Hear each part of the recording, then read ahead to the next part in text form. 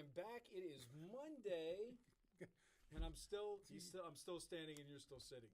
He's wearing sunglasses. We're inside. The Ravens, they started with a 7-0 lead yesterday as I landed in sunny Las Vegas. And I decided if they won the game, I would not wear sunglasses. So I'm still wearing sunglasses because, as we said, for the last 3 years I've been coming out here, they don't win on the road. But and they blew the game the week before. What was it? They allowed the – what was that play? Because you remember every play. It was an offensive pass interference. Steve Smith threw the guy down, and they called the penalty. But I'm not talking about yesterday's game. Last week when they blew the game. They caught the touchdown. He caught the touchdown and he caught a pass, went for a touchdown, and they called it back. They called offensive pass interference against Steve Smith at Cincinnati. Yeah. And they blew that game. And then, but here's the thing. 2 fumbles and 1 fumble and 2 turnovers. There were 3 games. Well, there was that one. There was Baltimore-Pittsburgh. All the money came on Baltimore in both of those games, and the bettors got scalded. Saturday, Pittsburgh and Duke, all the money was on Pittsburgh, and Duke got the money. But the Baltimore-Pittsburgh thing to me is the most unbelievable thing. Since the day I got here, it was the easiest. I always said my 5-year-old granddaughter could do it, and the odds makers were laughing. They would just put Baltimore at home, -3 against Pittsburgh. Pittsburgh at home, -3 against Baltimore. Generates all kinds of two-way action. Pittsburgh, Roethlisberger throws 6 touchdowns last week against the Colts, and they're betting Baltimore like the game's over. The line did go to 2.5 on Pittsburgh. But all the money early in the week was on Baltimore. It was picked. Baltimore was won. Right. It's like, where'd that come from? So I pull up to Caesars, and I get out, and the valet guy's talking to the other valet guy. He says, You gotta go under the total tonight. And I looked at the guy and I said, he doesn't know I just came from Baltimore. I looked at the guy, my partner's in the car. I said, what are you talking about? He says, it's easy money. You got to go under in the Ravens game. I look at this guy and go, oh, boy. How should I not just go max on the over? Well. When the public is the valet guy, he's working for $5 tips. He's putting 2 weeks' paycheck on the under. Well, I'll give you one on Sunday. I sat there and get up, watch the pregame show. And they go to the stadium, and the guy's wearing a parka, snowing. The snow's going like this. And I'm like, oh, boy, watch this. Put the screen on. Here it goes. Total drops 5.5, 6 points. And I'm like, does anybody not remember Tom Brady in a 1.5 feet of snow at Chicago putting 56 points up? He's the best bad weather quarterback went to 52 I've ever seen. So it's like him, treating, sports betting as a business. It's like, you're trading. I just sat there and waited, watched, drop, leveled off, went and played the over for the first half, played the over for the game. So, I mean, in so much of this business is about getting ahead of the number. Or if you know that it behooves you to sit back and wait. That was one you just wait, and then finally it hit the level point, and then you knew the general public still was going to bet. They were going to bet Denver in the over. Is what they ended up doing. Right. So what do you make of teams like Cleveland losing out of the gate in the NBA, and Miami's undefeated as of this video I'm going to post today at johnsyndicate.com. I mean, it's a new team. Right. Miami's undefeated. They don't have LeBron, so what? Well, they're all whatever. They're new teams, but Cleveland. By the time push comes to shove. Is your crazy? The phone goes nuts. No, they're gonna, Cleveland. They're gonna learn each other once they get the ins and outs. How about Sacramento's got 2 wins? What are you telling me? Sacramento's gonna win the NBA title? Well, let me ask you this. NHL. We know this is your. Let's talk about that. I got the Vegas crud going. This is the only town I know where you guys live in paradise and everybody gets sick. Sorry. In the fake winter time. The fake winter time. Oh no, it's mid-season. You hit the mid-season wall and you beat down. You make fun of me when I bring monsoons here, but really, it's cold. Oh, I never get sick. You show up, I'm sick. No, but really, it's beautiful here. It's 55 degrees. It's freezing. Everywhere I go, the front office here at Don Best. Everywhere. I go to the casinos. Everybody's bundled up. It was 86 degrees last week. Rapping. I was like, guys, I'm at the pool. It's 40 degrees. Yeah, I'm from Buffalo. When I'd go back, your body changes. I'd go back. I mean, literally, I'd be shivering. So let me ask you this: with the hockey is your love.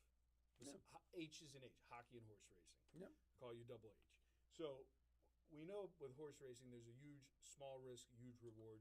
You could make a score. Hockey, you've given me some tremendous private puck line plays because basically we know you can get your plays on the website. What's the website? Plug it up. TheInsidersGame.com. At theinsidersgame.com, they can go on and subscribe. They don't even have to talk to you. You're busy. Get the daily plays, but then we have a members area. It's called the Pulse, the Insider's Pulse. But the private stuff, the late stuff, you give me on the phone, and I can text it out to guys that want to get your late stuff, first period hockey plays, and late totals where you're observing line movement because you are here in the goaltenders. And that's what you're waiting for, these goaltender reports. Now, the first period stuff still has me stumped. I got a lawyer that I deal with in Austin, Texas. He called me. He's saying, well, I'm looking something up. He's a subscriber to your service. And he actually texted me and he said, I don't understand the validity of why I would not just play the game itself and let it fold out versus the first period. Maybe they're a little rusty in the first period. And he is actually a subscriber of your service as well as mine and wanted me to ask you, and I'm asking you on the video, why first period, why not second period? The legs are warmer, the blood's flowing through the legs. Why the first period? You never have given me a second period play. Because no one offers. Or a third period. Well, no, they're not offered. Okay. I mean, in far away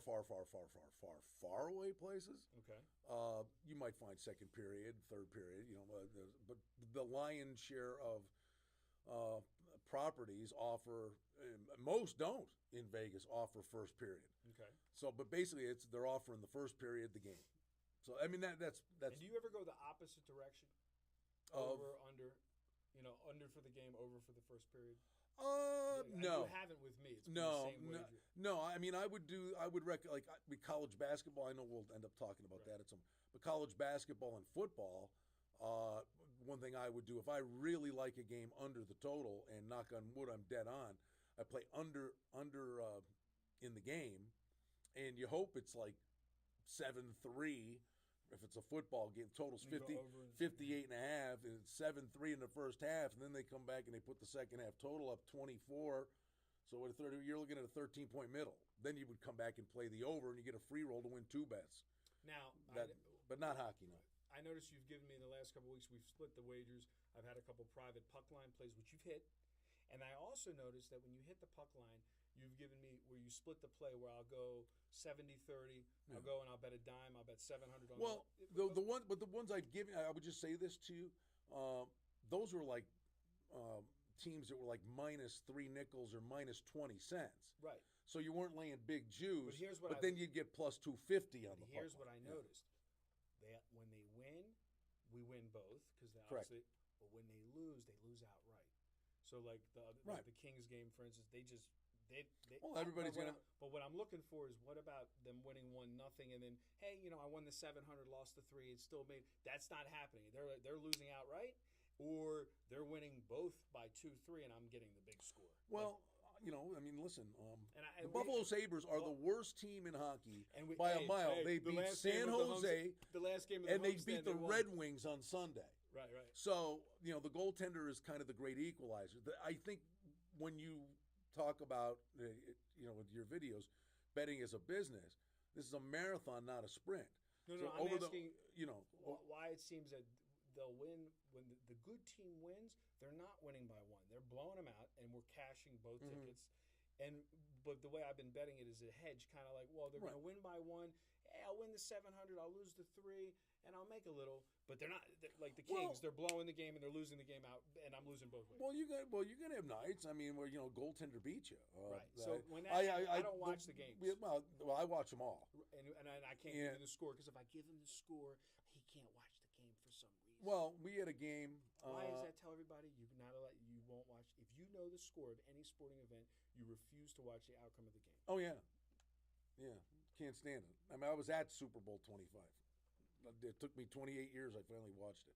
No, I do the football parties at Club Madrid here at Sunset Station. Where you just turn your back?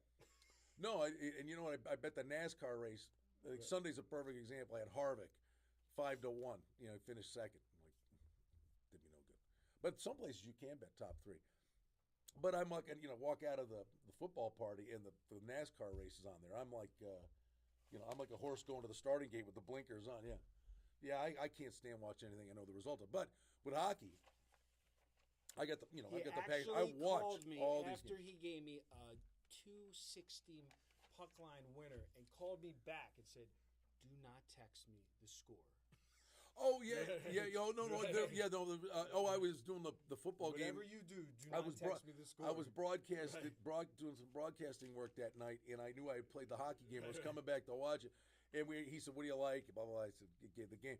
So then I'm driving. I'm like, and I'm like, hopefully we win. But I'm like, if they're up 4-0, I'm figured he gives me the text, "Way to go" or something. And wait, I'm coming home to watch the game. I didn't want to know the result. It doesn't even want to know if he wins. So the puck line, I noticed they're not as out of whack, unless I call it out of whack, in baseball. I don't see you getting huge returns on the run line in baseball like I do in hockey. The best sport to bet. That's why I keep saying it's the best sport to bet. Here, I'll give you a prime example. I mean, man, the return is astronomical. Just a perfect example. The day we're taping this, there's one hockey game. Okay. All right, St. Louis playing the Rangers. I'm going to cough again, man. Go ahead, cough Sorry. it up. Cough it up. We're Ebola-free here at Dime Best. Hey, really, stay behind me. I'm a courteous sick guy. St. Louis is playing the Rangers, and Lundqvist, they make the alert comes. He's not playing. Talbot's going to play. Okay. So you look at the number, and St. Louis goes up. Okay. The side goes up, but the total doesn't. And why is that? You tell me. I mean, I still think it's a lower scoring game. I think St. Louis is the better team. But the information we try to find out, if you get a backup goaltender, this guy comes in. Now, there are some really good backup goaltenders. But then there are teams that play, Boston played Buffalo the other night. Buffalo's terrible. So what's going to happen with a team like Buffalo? They're going to constantly be $1.90, $2 dog. But they're so bad, every team is virtually every team is playing their backup goaltender against them. Because they don't want to risk injuring the good guy. No, they say, hey, we can beat them with our backup. Right. And because you got to get the starters some rest at some point. In the NFL, you couldn't pull out Brady if they're playing an 0-18. No, right? No, but those are opportunities that are going to exist because they're constantly going to be playing backup goaltenders. Problem is Buffalo can't shoot it in the ocean. But when you find out a backup goaltender's coming in, I never understand why isn't that depending on who the drop off from one guy to the next. Forget the side.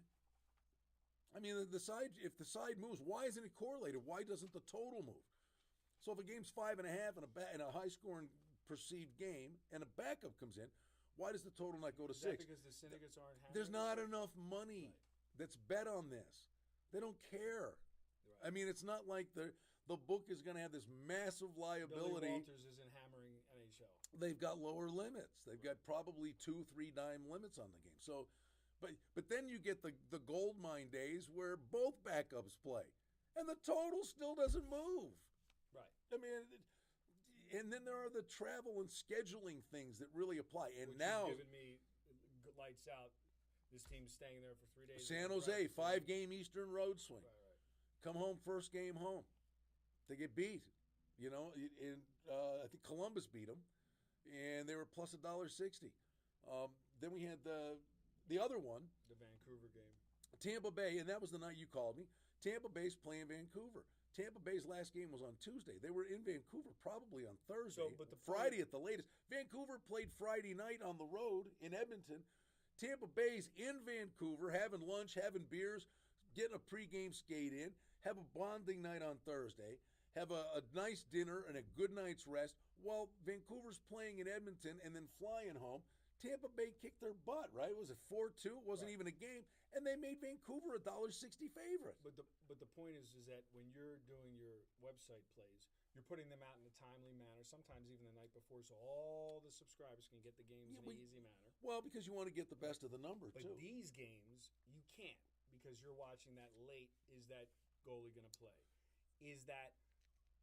It's not about syndicates betting money and moving. No, a lot of information because what happens in hockey, you get the pregame skate. They have a morning skate. Right, and you can't do that the day before when you record a video or in the morning before. Well, if there's a change, I mean, Right. but more often than not, I mean, can't and, give and a I would take by recording a video the day before, I would take into account that the opportunity exists for a backup to play.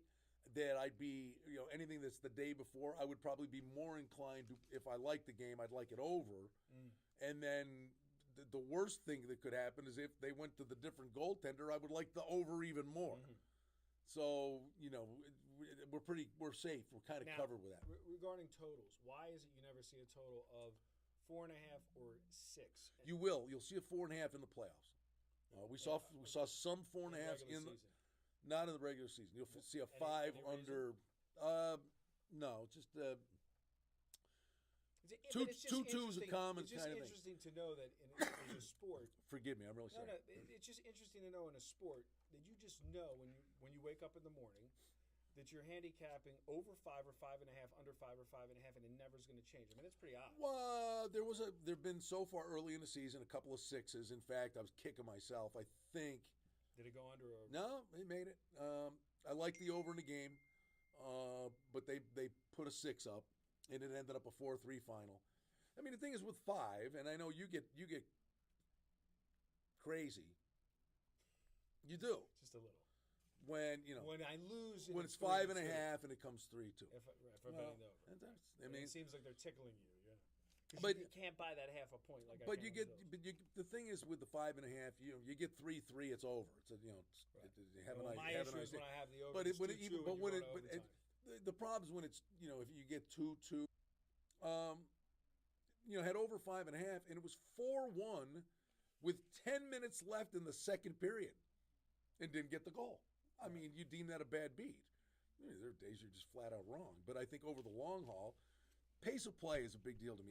It's funny. A lot of people say they want nothing to do with totals. I would say, even in football, I mean, pace of play. I'm all about it. I think it's safer than the side. You get a quirky bad bounce in a football game. It's a weird shaped object, right? Right.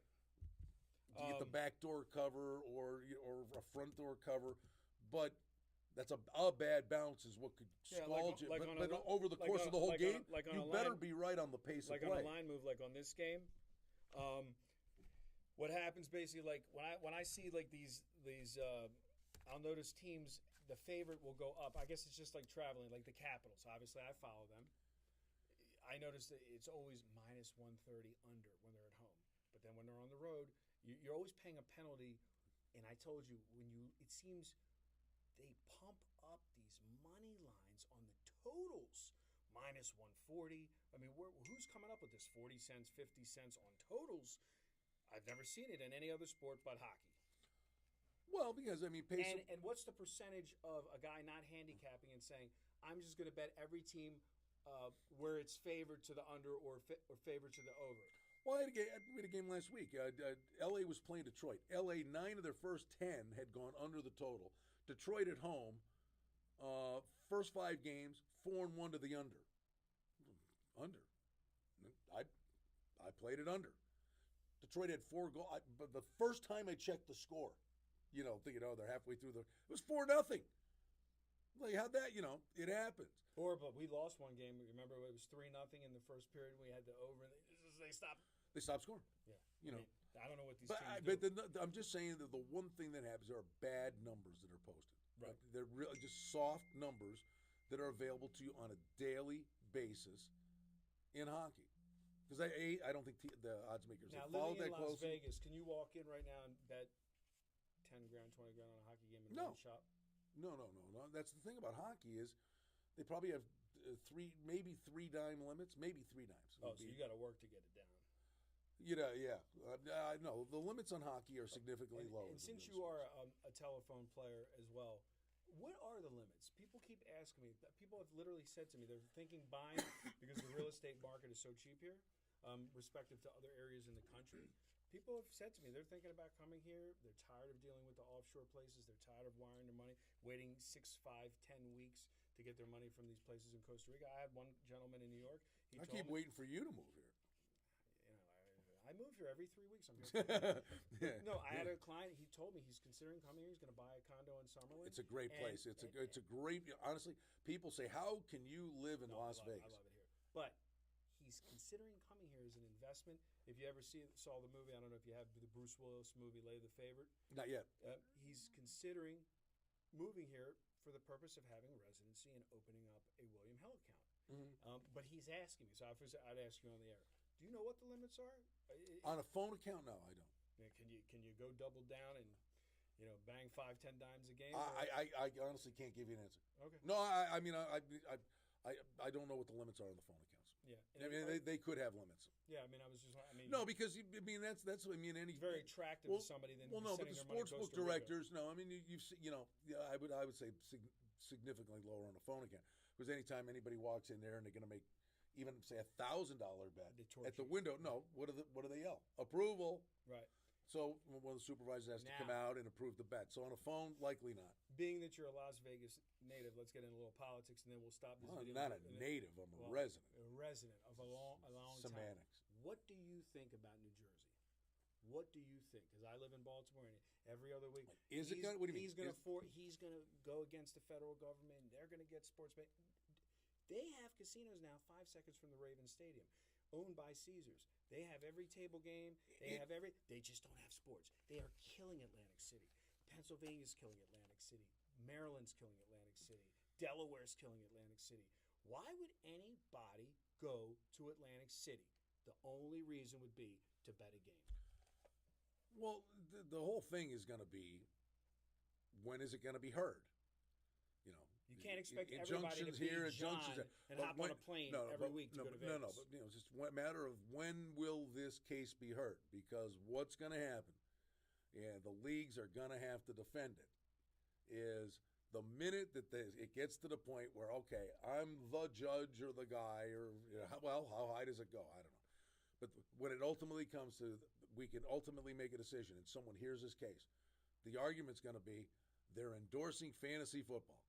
And in fantasy football, you watch the commercials, you can make $1 million, you can do this, you can do that, and you can talk about lotteries and Keno and all that, But the leagues are saying it's going to hurt their brand. But the minute this case is actually sat down and heard, and the argument is put forth, well, it doesn't seem to bother you that you're endorsing fantasy football because it's to your benefit, then it comes, is fantasy football a game of luck or skill? But there's money changing hands. So that's fantasy football is going to be the one that ultimately, or fantasy sports, is going to push it over the top. It's going to affect tourism in Vegas. You are never going to compete with Las Vegas, the weather, all the amenities. Well, the Vegas shows. Clubs are now the nightlife. Clubs is as big a deal going. No, so Vegas will be fine. That they're going to get sports betting. It's going to infringe upon the tourist. A guy in LA is not worrying about flying Atlantic City to place a bet. Maybe the guy in New York might. Well, but the people that are coming to Las Vegas, you and I are nutballs, right? And we sit here and play sports all the time. Exactly. But that's not how, that's probably 50. I have no That desire. Might be 12 to 15% of the people that come to Vegas or that's even on their mind. They're coming here to, crank the machine or play the truth of the matter is, push I have the button. Casinos now in Maryland. I have no desire to even walk into them. I'm not going in there. I'm not a table gamer. No, it's the whole experience, right. The Vegas thing. Yeah, you're coming out here to gamble, but it's bigger than that. I mean, I don't. It's not going to be the end of the world. No, exactly. So you do think it'll happen at some point? Yeah. The sports betting? Yeah. I mean, bottom line is you can bet online. It's not infringing. You're killing me here, man. Keep it up. Keep it up. Pick winners. Now we're going to go to the next video, and after this video, we're going to talk about November 13th, which is not a Friday. It's a Tuesday. And that tips off the college basketball season in earnest. So we're going to pause this video. We're going to let him cough it out. Yeah, really. And we're going to come back with the NCAA hoops.